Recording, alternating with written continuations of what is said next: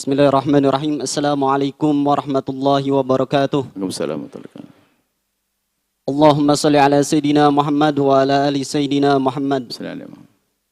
Perkenalkan Buya, nama saya Muhammad Fuad Mujahidin. Saya berasal dari kota Majalengka. Izin bertanya Buya, bagaimana hukumnya seorang perempuan mempunyai dua suami di dalam satu rumah?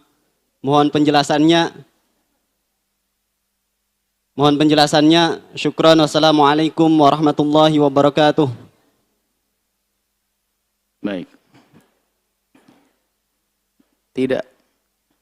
Kalau bicara tentang syariat sudah sangat jelas. Tidak ada suami. Kalau seorang istri masih menjadi istrinya seseorang, maka tidak akan mungkin dia menikah dengan siapapun. Jangankan masih menjadi istrinya, sudah dicerai belum selesai masa iddahnya pun nggak bisa. Cuman kalau ada kejadian seperti itu, yang dipertanyakan adalah bukan masalahnya itu. Kita akan bertanya, hidup di mana dia? Bagaimana bisa terjadi semacam itu? Apakah tidak ada ustadz di situ? Nikahnya dengan siapa? Siapa menikahkan di situ? Saya tidak karena banyak orang tidak mengerti.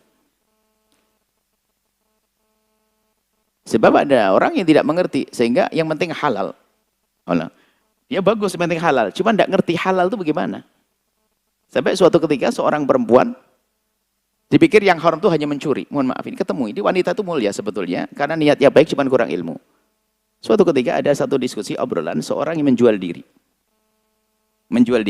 Melacur. Semoga Allah memberikan hidayah. Allah muliakan di keluarganya. Allah mengampuni. Dia mengatakan, yang penting kan halal. Yang tidak boleh itu ya nyuri-nyuri. Dipikir hasil zina adalah, jadi karena ketidakmengertiannya. Jadi sebenarnya dia rindu yang halal, cuma tidak ngerti. Bisa saja perempuan itu menganggap, karena kebodohannya, tidak kemengertiannya. Ya, maka di mana dia tinggal, bagaimana bisa terjadi semacam itu? Apakah tidak ada ustadz yang menegurnya? Kalau sudah ada yang menginginkan menegurnya, berarti dia ya keras kepala. Perlu didudukkan, diingatkan dengan cara yang lembut, yang baik. Yang jelas kalau hukum fikihnya nggak mungkin dong, nggak ada dong. Jangankan masih punya istri, masih punya suami, dicerai selagi masa iddah pun belum boleh. Ya, itu jadi. Mohon kalau ada di masyarakat hal semacam itu, segera diberesin dengan lembut dan baik, karena banyak yang terjadi di masyarakat itu pelanggaran syariah, bukan karena mereka menantang Allah, tapi karena ketidakmengertian.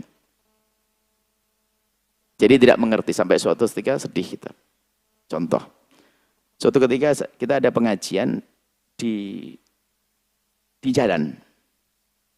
Di anak gelandangan di Jakarta waktu itu, di Bundaran apa itu ada anak. Subhanallah, saya sedih mikir, ya Allah, yang salah kita. Ada seorang perempuan tuh begitu polosnya, dekat, nempel di kita, dekat sekali. Cerita, senang sekali dengar pengajian, pakai gelar koran. Masih ingat waktu yang sandal saya hilang itu, masih.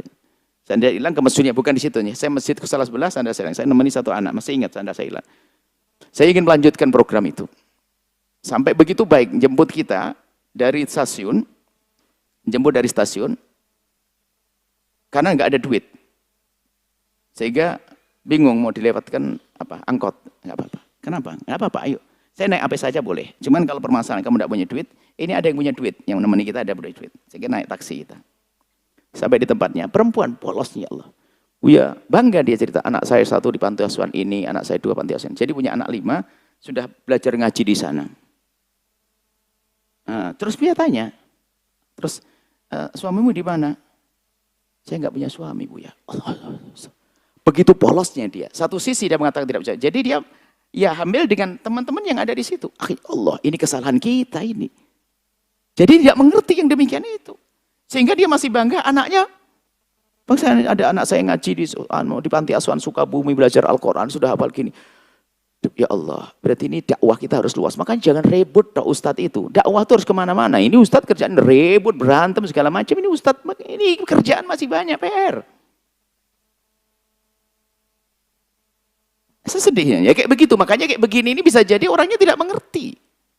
Jangan gampang caci maki deh, kita perlu sentuh hatinya. Perempuan itu masa saya caci? Kemudian setelah itu kita cari anak kita, tak suruh nyari, melacak nomornya dan sebagainya. Tak tahu karena apa, sudah lupa, hilang. Kemudian hanya beberapa orang yang bisa komunikasi, dan biasanya memang kalau sudah itu pindah lagi nggak bisa ketemu karena nggak punya KTP dan sebagainya.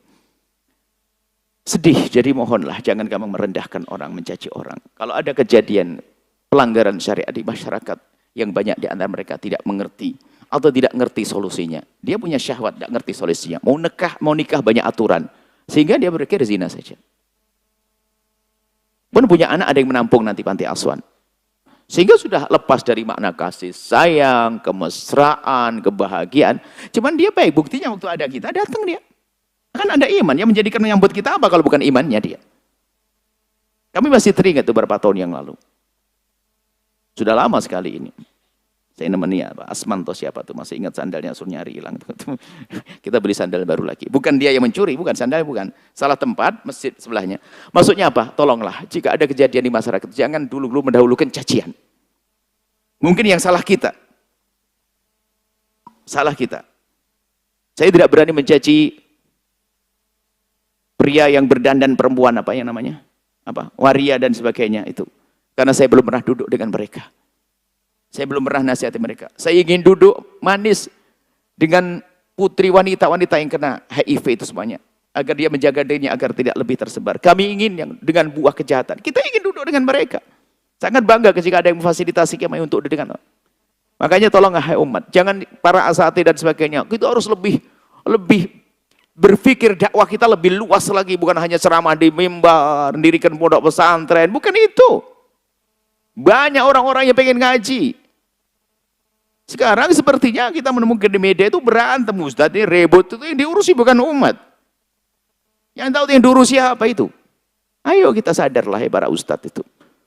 Coba di kampung-kampung ini kejadian bukan? Sampai suatu kejadian adalah seorang ayah tiri menikahi anaknya. Anak tirinya. Di kampungnya diam saja, punya anak lagi. Berarti kan nikah dengan mahramnya.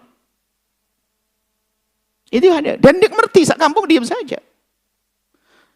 Baik, kalau melihat berita begitu sedih kita. Sedihnya adalah sedih mungkin kurang peka kita. Sebagai ustadz dia kurang. Jujur saya di sini hanya bisa menjangkau tempat ini saja. Saya tidak bisa menjangkau tempat yang lain. Apalagi saya juga jarang keluar pondok. Keluar pondok paling keluar ke pondok kita sendiri. Bukan ke masyarakat kita.